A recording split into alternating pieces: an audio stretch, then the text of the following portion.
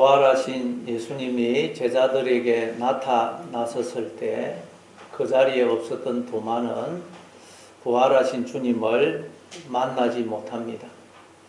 그래서 다른 제자들이 그 도마에게 우리가 부활하신 주님을 보았다 라고 말하자 도마는 나는 주님의 못자국 난 그 손과 창자국 난 옆구리에 손가락을 넣어서 확인을 해보기 전에는 믿지 못하겠다 그렇게 이야기를 합니다. 이 도마의 모습은 바로 우리의 모습을 보여주는 것입니다.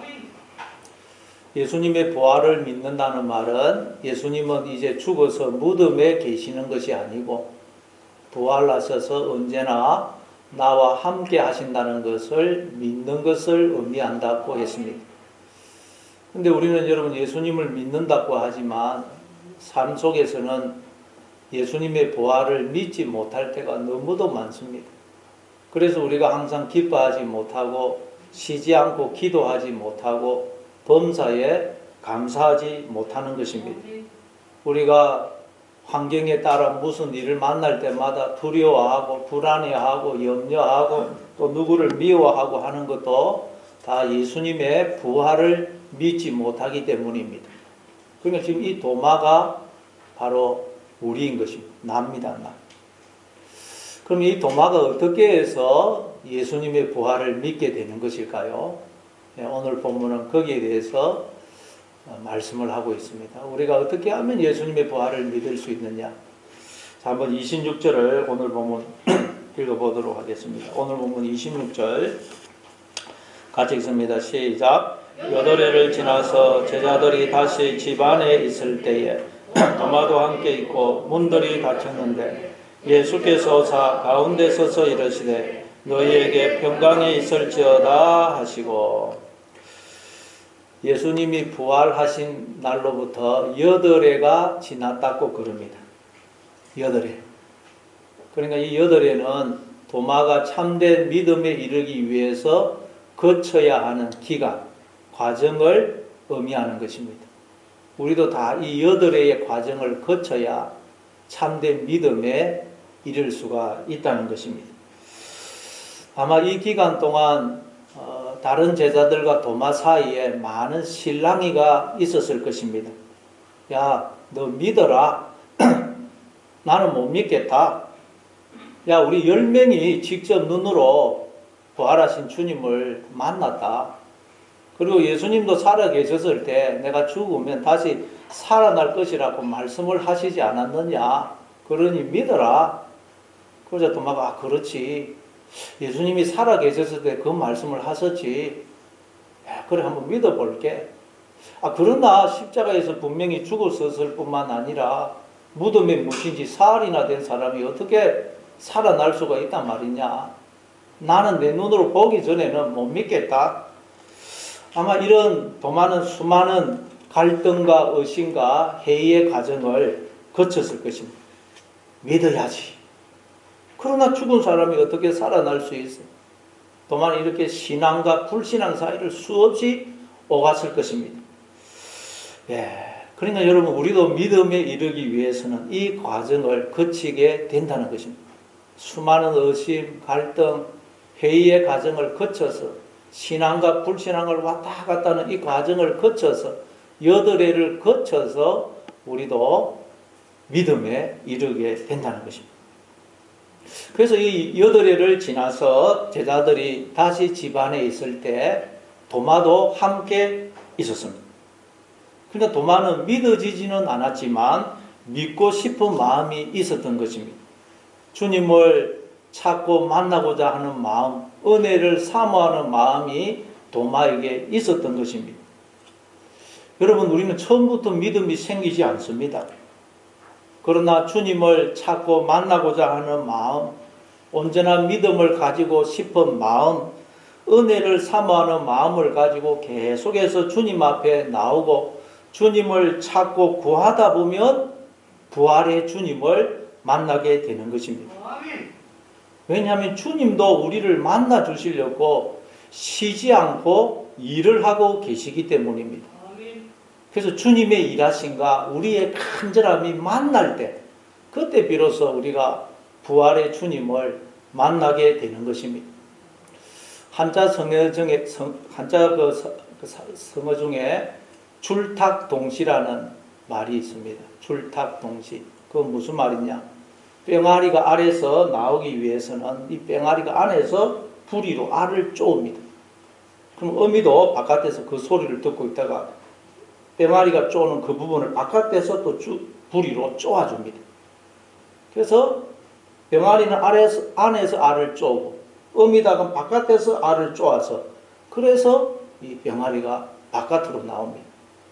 병아리가 안에서 알을 쪼는 것을 두고 줄이라 그러고 어미닭이 바깥에서 알을 쪼는 것을 두고 탁이라 그럽니다. 이 줄과 탁이 동시에 이루어져야 병아리가 알을 깨고 바깥 세계로 나오게 된다는 것입니다. 그래서 줄탁 동시라 그럽니다. 우리가 믿음의 세계에 이르는 것도 마찬가지입니다.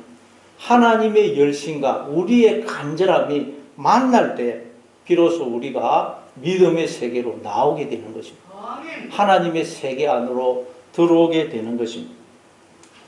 그래서 도마가 8회를 지났지만 주님을 만나고자 하는 마음으로 그곳을 떠나지 않고 제자들과 함께 있었더니 드디어 부활의 주님을 만나게 되는 것입니다.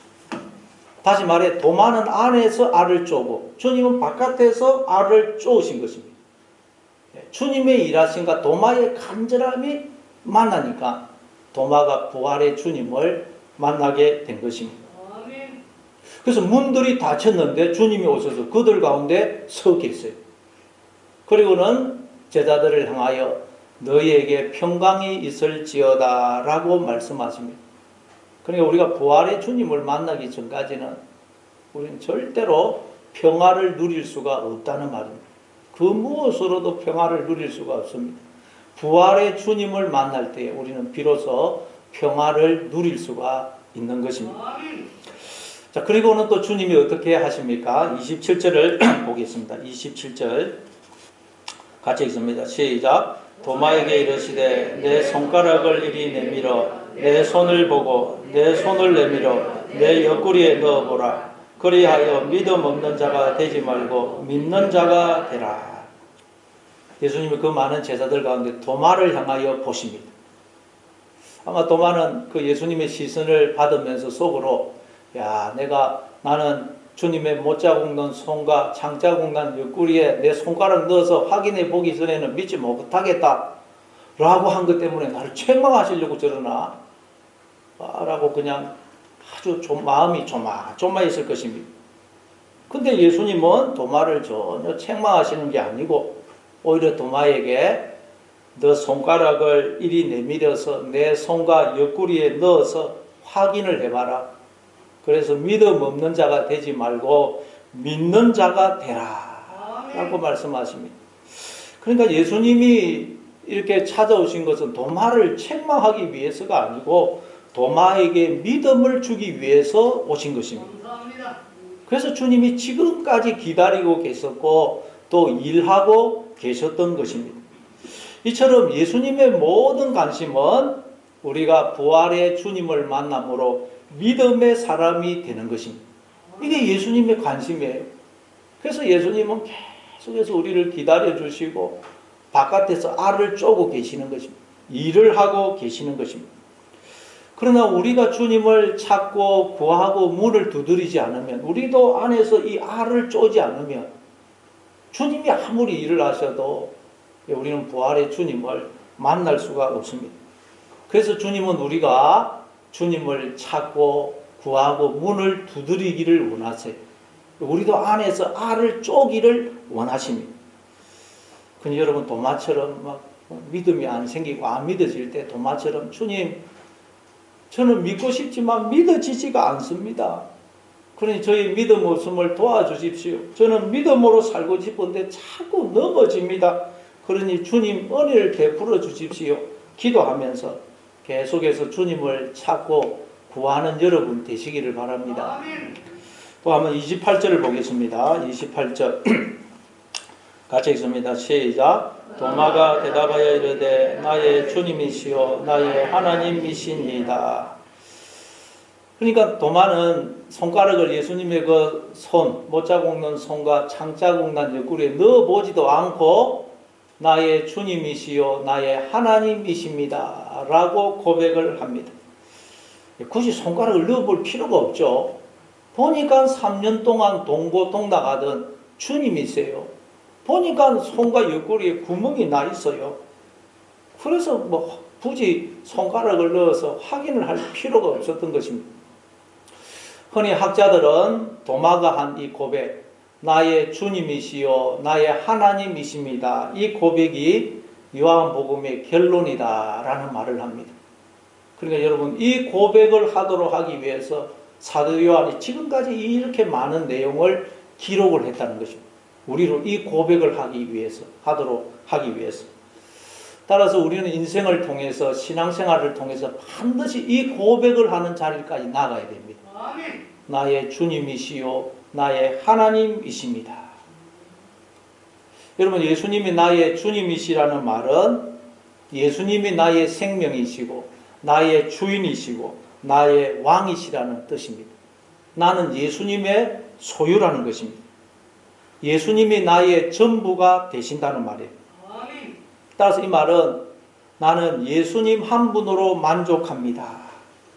예수님이 나와 함께 하시기에 저는 아무것도 부족함이 없습니다 라는 고백입니다. 이게 예수님이 나의 주님이십니다 라는 고백의 의미입니다. 여러분은 예수님이 여러분의 전부이십니까? 여러분에게 모든 것이 되십니까? 여러분은 예수님 한 분으로 만족하십니까? 다윗이 그렇게 고백했죠. 여호와가 나의 목자이시기 때문에, 즉 여호와가 나의 주님이시기 때문에 저는 부족함이 없습니다. 그러나 우리는 여러분 어떻게 고백합니까? 예수님은 물론 저한테 첫째이십니다. 그러나 둘째는 건강이고 셋째는 돈이고 넷째는 명예고 그래요. 그러면 예수님은 나에게 주님이 아니신 것입니다. 여러분 남편은 아내에게 뭐라고 말을 해야 됩니까? 당신이 내게 전부야. 나는 당신만 있으면 돼 라고 말을 해야 됩니다. 그런데 부인한테 남편이 당신이 내게 첫째야. 그런다면 그건 무슨 의미죠? 당신이 내게 첫째고 미스 킴이 둘째고 미스 박이 셋째고 그런 의미가 아니에요. 아닙니까? 그러면 여러분 그건 참된 부부가 아닙니다. 그 말을 들은 부인이 기분이 좋겠어요? 당신이 내게 첫째야. 그럼 기분이 좋겠습니까? 기분이 안 좋습니다. 부부는 남편이 아내가 전부가 되어야 됩니다. 당신이 저에게 전부예요. 저는 당신만 있으면 됩니다. 그럴 때 온전한 부부가 되고 그리고 그렇게 남편만 붙들면 모든 건 따라오는 것입니다. 마찬가지로 여러분 우리에게는 예수님이 전부가 되어야 됩니다. 예수님이 전부. 예수님만 붙들어야 됩니다. 저한테는 예수님이 전부예요.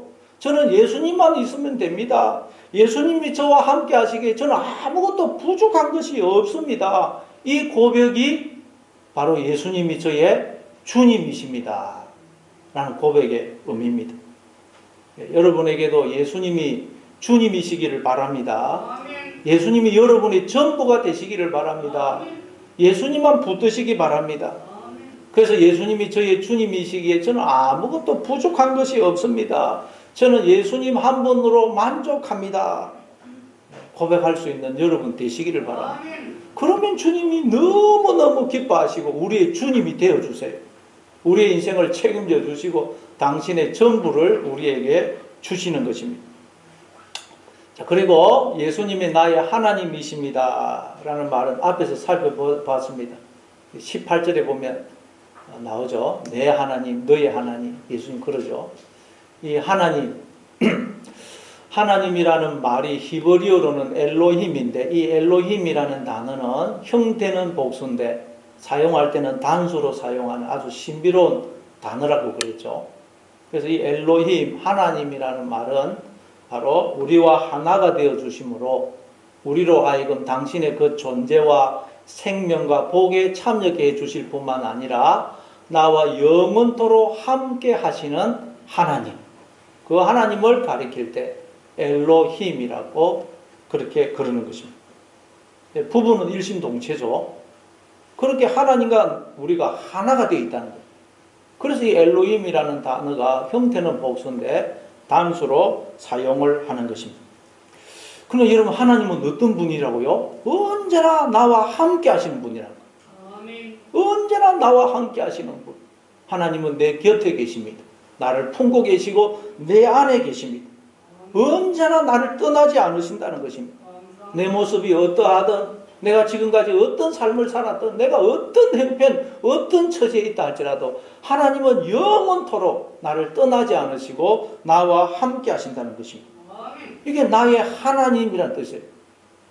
그런데 우리는 나와 함께 하시는 주님을 모르고 살고, 잊고 살고, 외면하고 살고, 무시하고 살고, 박해하면서 삽니다. 그러니 여러분, 우리가 어떻게 영생을 살 수가 있겠어요?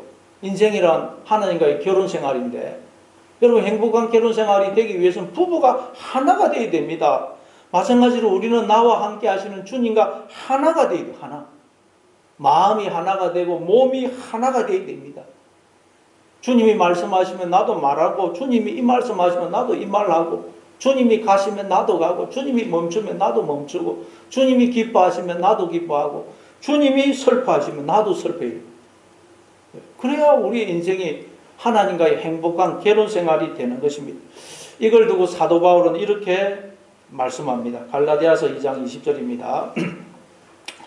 갈라디아서 2장 20절 같이 읽습니다. 시작. 내가 그리스도와 함께 십자가에 못 박혔나니 사는 것이 아니요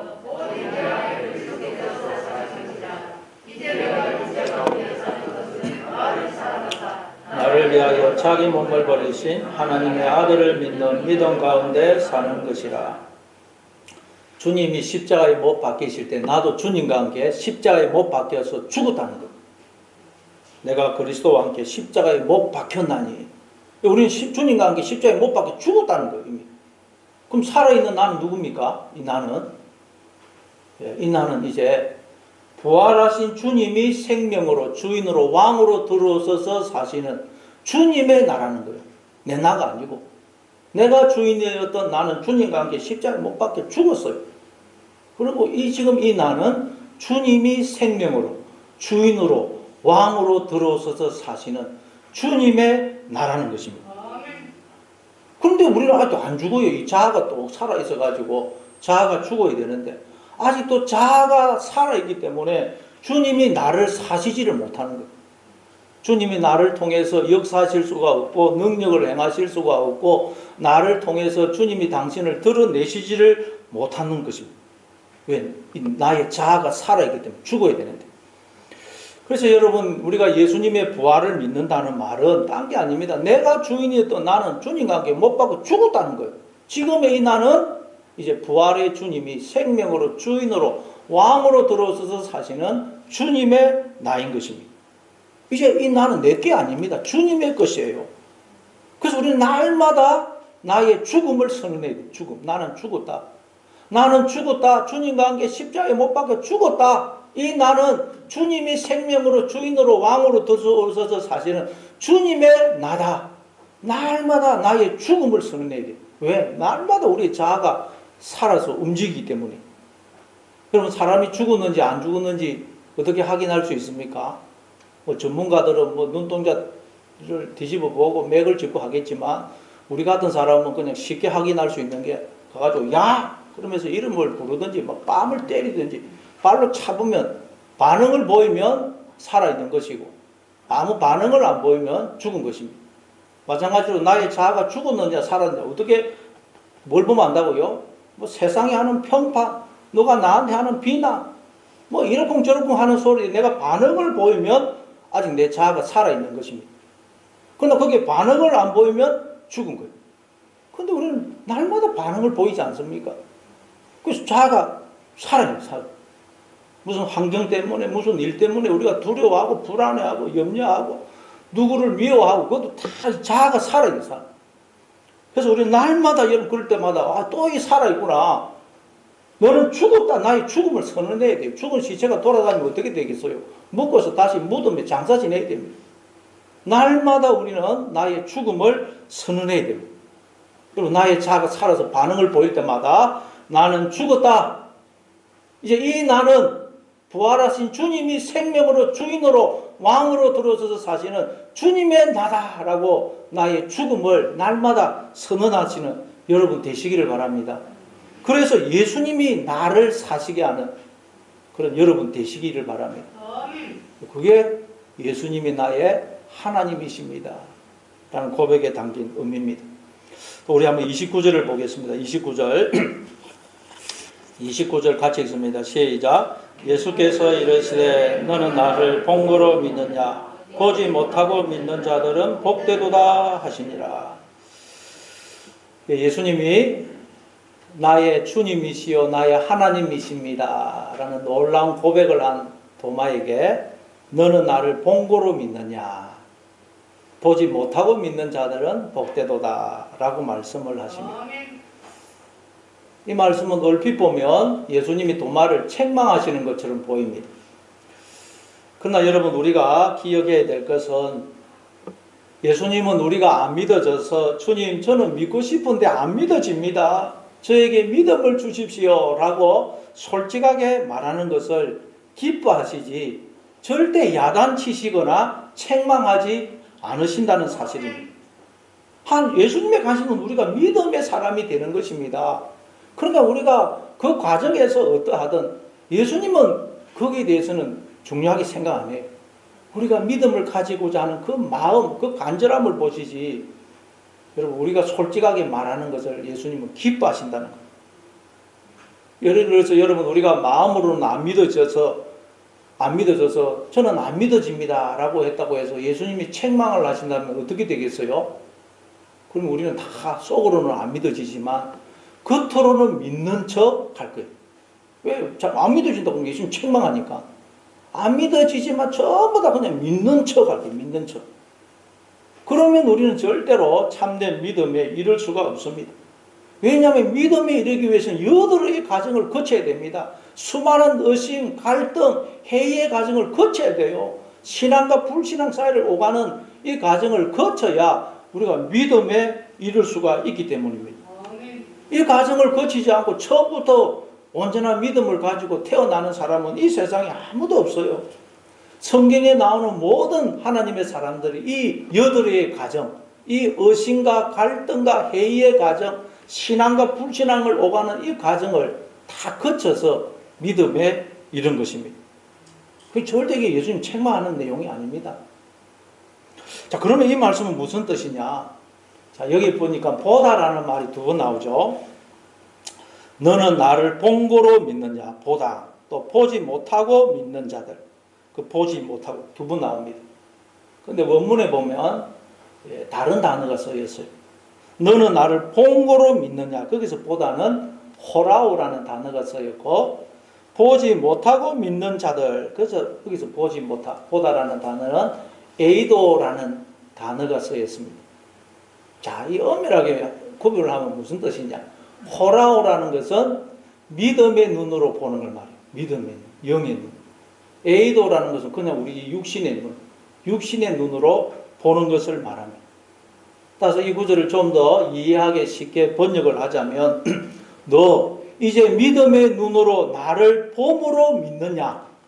그렇게 육신의 눈으로 보는 것이 아닌 믿음의 눈으로 보고 믿는 자가 복된 거야 라는 의미예요. 다시 한번 말씀드리면 너 이제 믿음의 눈으로 나를 봄으로 믿느냐? 그렇게 육신의 눈으로 보지 않고 믿음의 눈으로 나를 보고 믿는 자가 복된 거야 라는 말이에요. 여러분 기독교는 맹목적으로 믿음을 강요하는 종교가 아닙니다. 무조건 믿어라 그러는 게 아니에요. 물론 무조건 믿으면 됩니다. 여러분 무조건 믿으면 주님이 역사하시고 말씀대로 이루어지는 것을 경험합니다.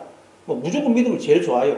그러나 여러분 우리가 믿는 것은 무조건 믿는 게 아니고 믿을 만한 분명한 증거가 너무도 많기 때문에 우리는 믿는 것입니다.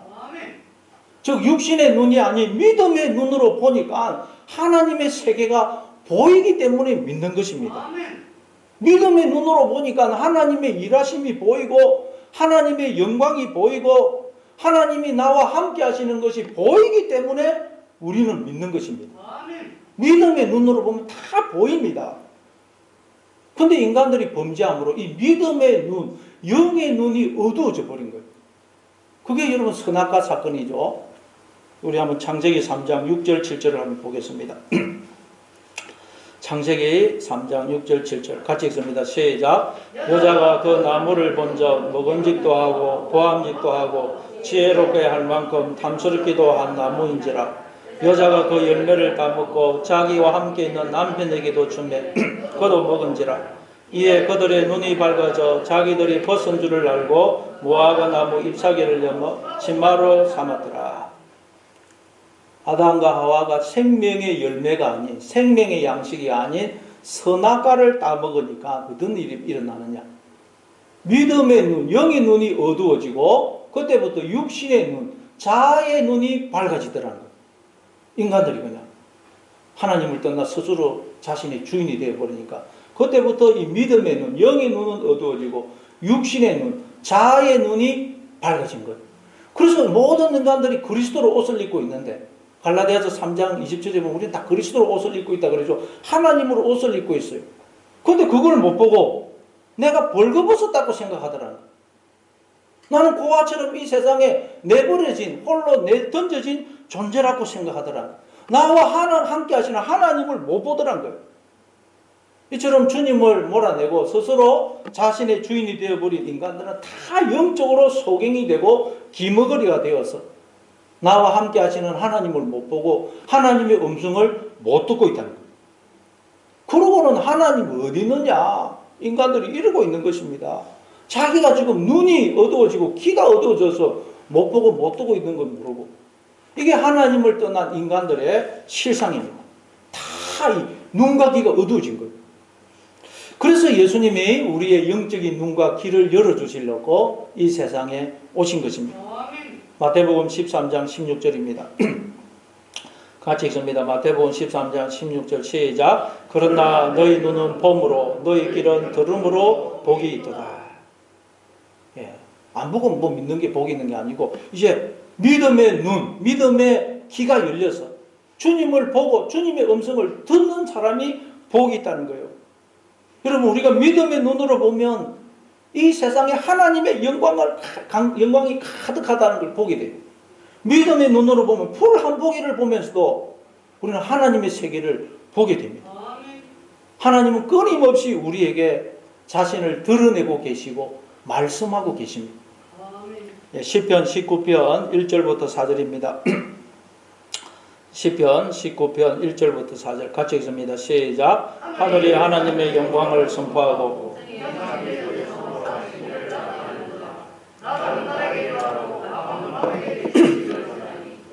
언어도 없고 말씀도 없으며 들리는 소리도 없으나 그의 소리가 온 땅에 통하고 그의 말씀이 세상 끝까지 이르도다. 하나님이 해를 위하여 하늘에 장막을 베푸셨도다. 믿음의 눈으로 보면 하늘이 하나님의 영광을 선포하고 있고 궁창이 하나님이 하시는 일을 나타내고 있다는 것입니다. 그리고 날은 날대로 밤은 밤대로 우리에게 하나님은 이런 분이야 라고 우리에게 알려주고 있다는 것입니다. 그리고 언어도 없고 말씀도 없고 들리는 소리도 없지만 믿음의 귀, 영적인 귀로 들어보면 하나님의 음성이 이 온 우주에 가득 차 있다는 것입니다. 이처럼 여러분 우리 맹목적으로 믿는 게 아닙니다. 무조건 믿는 게 아니에요. 믿음의 눈으로 보니까 하나님의 영광, 하나님의 일하심, 하나님의 나라가 보이기 때문에 하나님의 음성이 들리기 때문에 믿는 것입니다. 마가복음 8장 11절부터 13절입니다. 마가복음 8장 11절부터 13절 예, 같이 읽습니다. 시작. 바리새인들이 나와서 예수를 힐난하며 그를 시험하여 하늘로부터 오는 표적을 구하거늘 예수께서 마음속으로 깊이 단식하시며 이르시되 어찌하여 이 세대가 표적을 구하느냐 내가 진실로 너에게 이르노니 이 세대에 표적을 주지 아니하리라 하시고 그들을 떠나 다시 배에 올라 건너편으로 가시니라. 바리새인들이 정말 믿고 싶어서가 아니고 예수님을 공경에 빠뜨리기 위해서 표적을 보여달라고 그래요. 그래서 예수님이 탄식을 하시면서 어찌하여 이 세대가 표적을 구하느냐, 내가 진실로 너희에게 이르노니 이 세대에 표적을 주지 아니하리라 그래요. 이 말은 표적을 주지 않겠다는 말이 아닙니다. 믿음의 눈으로 보면 이 세상에 전부 다 표적입니다. 표적. 표적으로 가득 차 있는데 믿음의 눈이 없어서 그걸 보지를 못하고 또 표적을 구하니까 예수님이 이렇게 탄식을 하는 거예요. 표적이라는 말이 세메이온인데 헬러로 세메이온, 영어로 하자면 사인입니다. 뭔가를 가리키는 것이죠. 사인. 화장실 하사부에 있으면 그게 사인 아닙니까? 이리로 가시오 화장실. 달을 가리키는 손가락. 이 세상의 모든 것은 우리에게 하나님의 세계를, 하나님을 가리키는 표적이라는 게 표적. 모든 게 표적이에요. 무엇보다 여러분, 인간은 하나님의 표적입니다. 인간은 하나님의 표적. 하나님이 인간을 통해서 당신을 드러내고 계시는 거예요. 인간이 하나님의 형상 아닙니까? 하나님의 자녀고. 모든 게 믿음의 눈으로 보면 모든 게 표적입니다. 표적으로 이 세상이 가득 차 있어요. 그런데 믿음의 눈이 어두워지니까 그 표적을 못 보고 또 표적을 구하니까 예수님이 탄식을 하십니다. 탄식을. 네.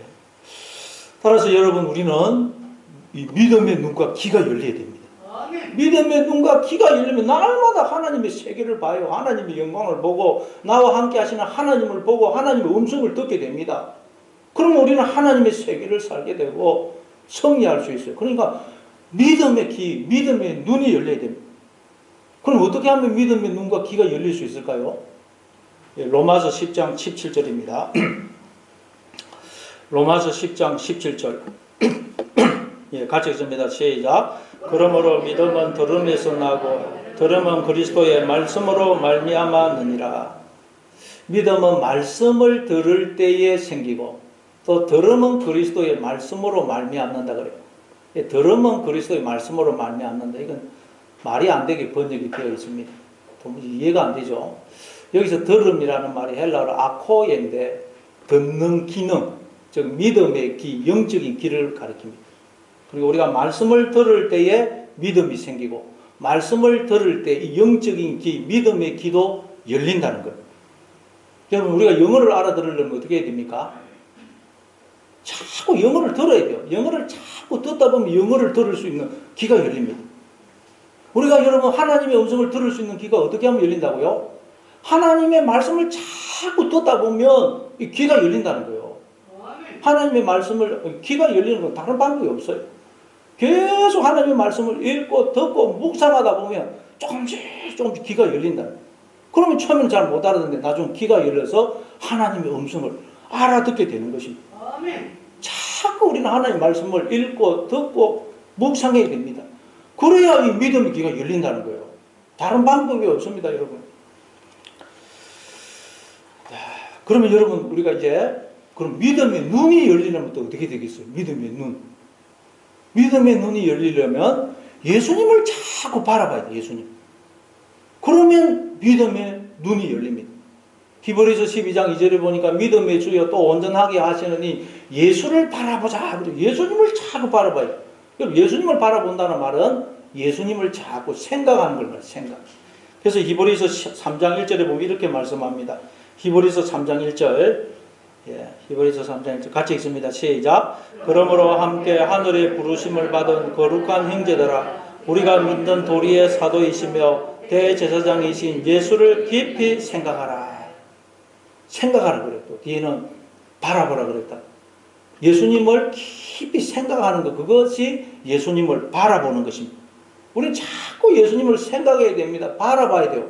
그러면 믿음의 눈이 조금씩 열리는 거예요. 믿음의 눈이 열리는 것만큼 우리는 하나님의 세계를 살게 됩니다. 영생을 살게 됩니다. 창세기 13장 14절 15절입니다. 창세기 13장 14절 15절 같이 읽습니다. 시작. 롯이 아브라함을 떠난 후에 여호와께서 아브라함에게 이르시되 너는 눈을 들어 너 있는 곳에서 북쪽과 남쪽 그리고 동쪽과 서쪽을 바라보라. 보이는 땅을 내가 너와 내 자손에게 주리니 영원히 이르리라. 보이는 땅을 기업으로 주실 것이라고 말씀합니다. 그러니까 보이는 것만큼 나의 기업이 되는 거예요. 보이는 것만큼. 보이는 것만큼 우리는 하나님의 세계를 살게 됩니다. 생명과 복을 누리게 됩니다. 보이는 것만큼. 어떻게 하면 보인다고요? 자꾸 예수님을 생각하고 예수님을 바라봐야 돼요. 그럼 바라보는 것만큼 눈이 열립니다. 창세기 39장 2절입니다. 창세기 39장 2절. 네, 창세기 39장 2절 같이 읽습니다. 시작. 여호와께서 요셉과 함께 하심으로 그가 형통한 자가 되어 그의 주인 애굽 사람의 집에 있으니 그의 주인이 여호와께서 그와 함께 하심을 보며 또 여호와께서 그의 범사에 형통하게 하심을 보았더라. 요셉은 지금 어떤 상태입니까? 형들에게 죽임을 당할 뻔하다가 노예 상인들에게 지금 팔려서 시장에서 짐승처럼 흥정거리가 되어서 지금 한 애굽 사람의 집에 끌려와 있어요.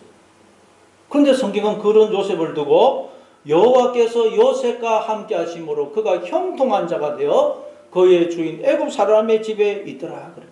뿐만 아니라 그의 주인이 여호와께서 요셉과 함께 하시는 것을 보고 여호와께서 그의 범사에 형통하게 하심을 보았더라. 그래.